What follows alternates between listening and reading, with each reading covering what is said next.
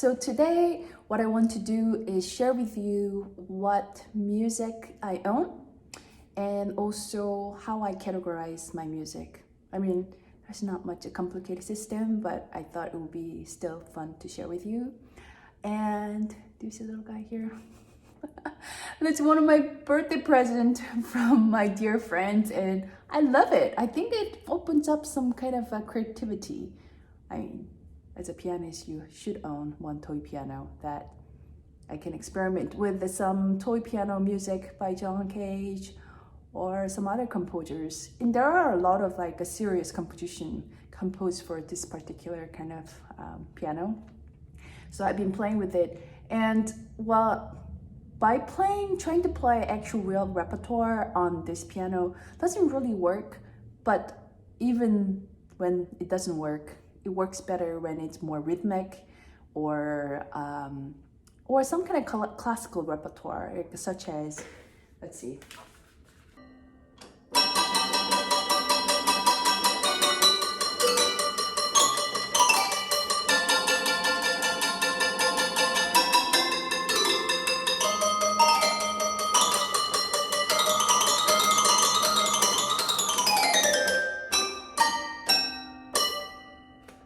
Yeah, kind of works rather than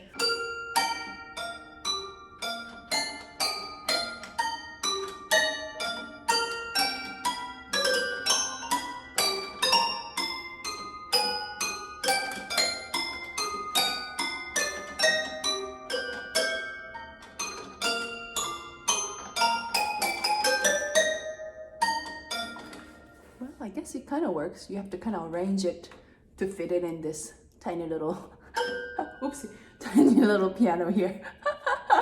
But anyway, okay, let me show you my library here. And wasn't it fun to do Fun Day Life? I really had a good time. I hope you did too. And let's get started. Okay, so this is a long view of my library.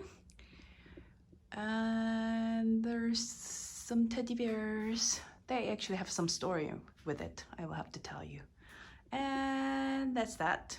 I think I will start with Beethoven. Okay, so these are the Beethoven right here, and then Mozart, and then Chopin, and then Schumann.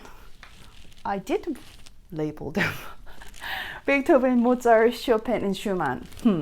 But I didn't label Clementi or Scarlatti here because I know when I want to find Scarlatti, I know it's close to Beethoven, close to Haydn, so it is basically kind of like time period. So I made it that happen.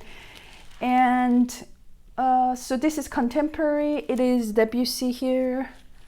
And then some Greek, I mean, that's a miscellaneous composer. It's leading towards contemporary. And then there's Mendelssohn and Rachmaninoff, Scriabin, Bartok, and then Bach is from here to here. Okay. I think I own complete Chopin piano works and sometimes multiple edition. I like Paderewski edition, so I use that most of times, but like a Chopin etudes and things, I have multiple editions to compare. And I do have a complete piano works by Beethoven as well. Mozart, I think so. Most of things that I own it. Clementi, I have a complete sonatas, but not everything else. And I think I own most of a Bach as well. So, I mean, these are over the years that I collected. So that kind of gives you some idea how I collected all this. And then we're gonna get there later. That's teaching material too. This I have on the list here, Brahms and Schubert. Brahms could live next to Schumann too, but you know, that's how I ended up categorized here. And then these are the old chamber music. So there's a trio and quintet, piano works kind of thing is all there, and violin sonatas and things. Okay, so that's basically my advanced repertoire. Oh, except, oh yeah. So she's kind of like a back and jumping. This is the concertos. So all of the concertos are here. Okay, and then a lot of teaching material too. So in terms of teaching, so these are all the duets. I have all the duet here. And then I have all the Christmas music up to here. And the teaching material I categorize by their publisher. So this is Faber edition, everything is here. And then everything whole Leonard is here. Oh, no, FJH is here. Faber, I have more stuff here. And then the technical stuff, Czerny, Hannon kind of thing is here. And then some music theory down here. And some pop music related teaching material is here. Oh, yeah, I have to do this one too. So these are the more intermediate repertoire. So from here to here is very much of an intermediate repertoire. All sonatina related is here. And then Robert Bendel is kind of like intermediate composer, so I put it place there. And then a lot of intermediate repertoire. And then these are the major composer, but they compose for intermediate, such as Bartók. Let's see, yeah, Bartók Microcosmos kind of thing is here. And a lot of intermediate repertoire that I use.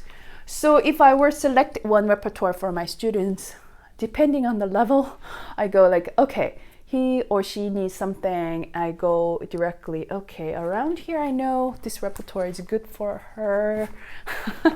So I just know where they are. I didn't particularly label them, but I kind of know. So that's how it works. Down here, I have a lot, some jazz material.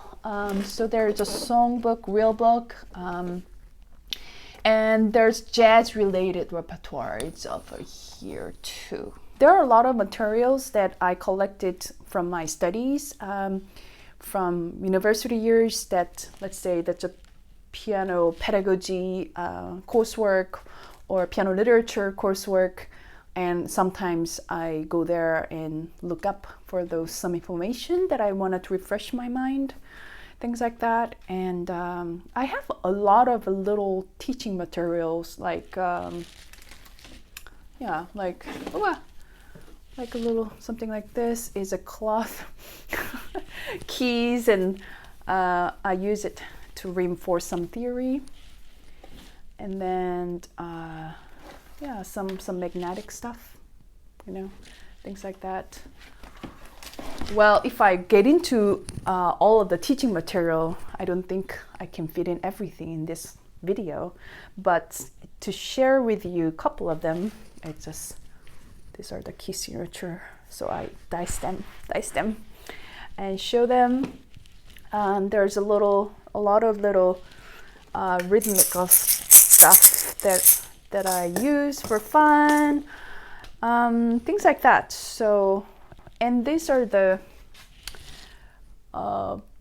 scale finger numbers that are written, which is actually really fun.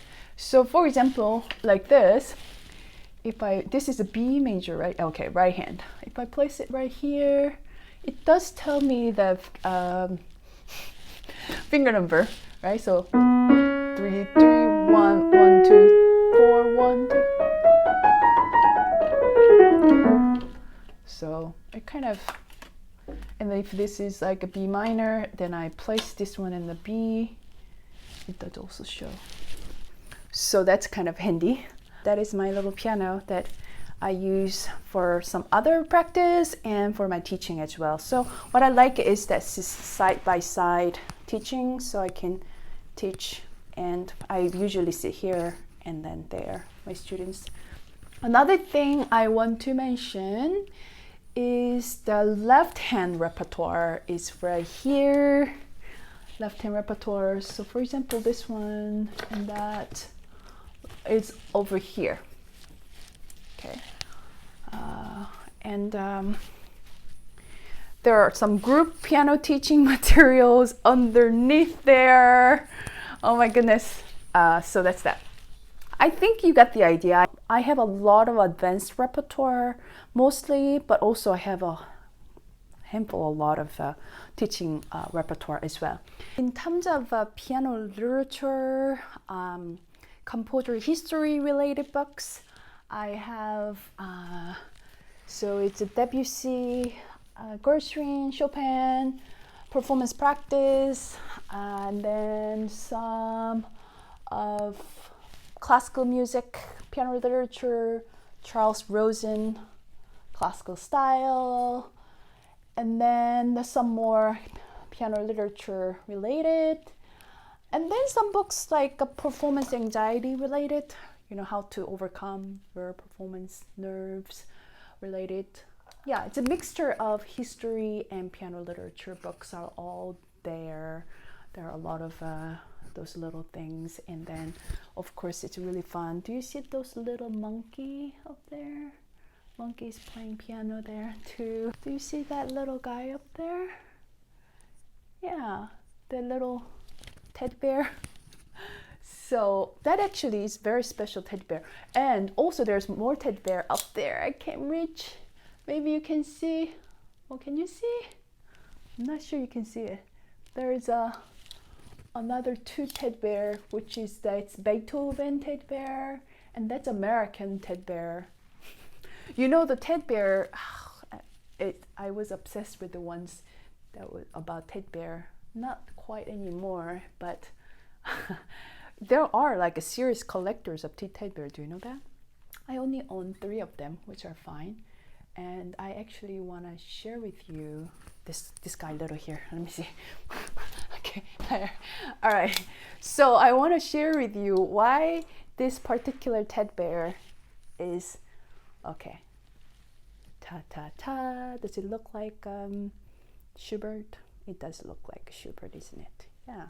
See, on the foot, that's a Schubert. Franz Schubert. That's a Schubert. So let's see, Schubert. Why don't you play some music for us? Okay. All right. Okay. He's gonna live right here. And then he lives here with a plain little piano. I don't think I can reach and show you the Beethoven, but that's Beethoven right there. And then that American teddy bear plays American anthem. So that's that. Yeah, so I think that's about it. Oh, sorry about the Schubert keep playing his music. I think he's gonna continue playing that music until it's done.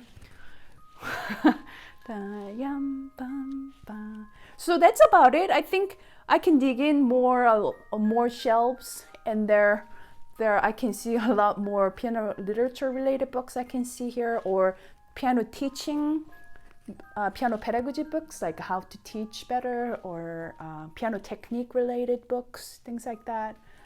But that makes this whole row of library that I have to teach and to explore, to create and everything. So as you can tell, for books, I have a really hard time to be minimal, because even if I don't read it, I actually do need it at times to like, oh, I wonder what more about Mozart or something. Then I don't have to go to the library. I'm right here that, oh, dig out some music or some literature or history, and that has been really, really helpful for me. So I hope this was kind of interesting for you. And these books, I'm actually meant to read it a little more. I didn't read it yet, but these 2 books are actually recommended by some people about this is a kind of like students, old adult students. I think it is a real story about playing it again, like amateur pianist, how their piano journey is. Piano Shop on the Left Bank. So I'm looking forward to read these 2 books whenever I have a little time. So, well, thank you for watching. If you didn't check out my how to memorize music, the course on Skillshare. Please check that out. And also more videos here, especially the series about how to practice, that you can find more videos there. And please subscribe, and I hope to see you next video. Thank you.